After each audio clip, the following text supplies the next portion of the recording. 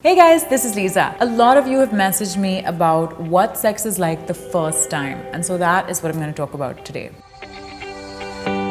Now, I hate the term losing your virginity because I think it makes sex sound like something that is a loss of some kind, and also like it's something that's going to make you impure. It also makes it sound like this thing that once done is going to change your life forever, like you've lost your virginity now, so you're a different person and life is never going to be the same again. But that's not true. Sex isn't that big a deal, and I feel like we make too much of it by casting it in this light of fear and shame and judgment. That said, it's also normal to be nervous about doing something for the first time. It can seem scary, so it helps if you make sure that you're in a situation where you feel comfortable and safe and respected. There's no hurry to do it, and it shouldn't be something that you feel pressured into or are pressuring anyone else into. It is so important that you and your partner both have each other's consent.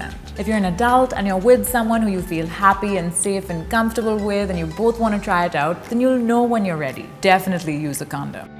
Ideally, pick a place that's pleasant and clean and where you have enough privacy, and come into it without too many expectations. Your first time is unlikely to be your best time. But if you both are safe and honest and kind to each other, then it can be an experience that's sweet and memorable, even if it's awkward, rather than being one that's scary or life-altering. There are two additional questions I get about this topic. Will it hurt the first time?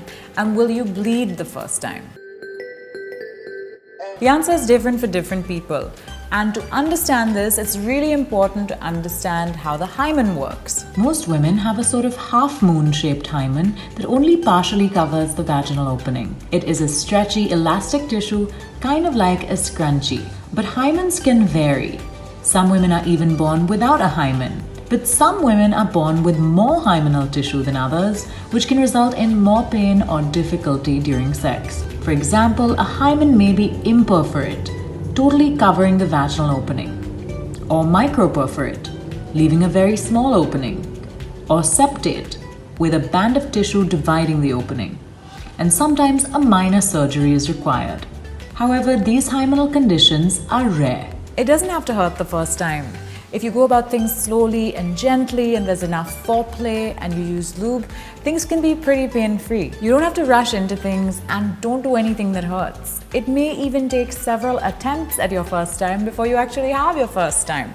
And that's fine too. Some people bleed while some people don't. So, contrary to popular belief, there is nothing wrong with you if you don't bleed the first time. I'd also say it's a really good idea to visit a gynac once you're sexually active. In fact, even before you're sexually active, because it's great to just keep a general tab on your sexual health, just like you would any other aspect of your health. It's worth understanding what options you have when it comes to contraception. There are also a bunch of vaccines you can take early on in your life, even before you become sexually active, to prevent sexually transmitted diseases like HPV. So for all of these different reasons, I'd say that one of the best things you can do for yourself, and if any parents are watching, one of the best things you can do for your adolescent daughter is to find a gynecologist that you like and trust, because it's great to just start those conversations about sexual health and sexual well-being early on, so you're well informed, things don't seem mysterious and scary to you, and you can make informed choices later on in life.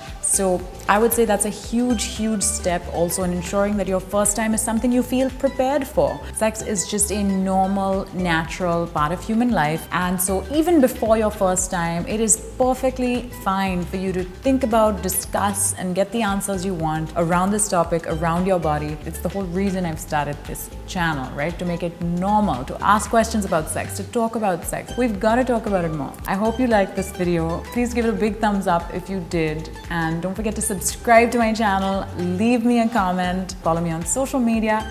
I'll see you next time. Bye.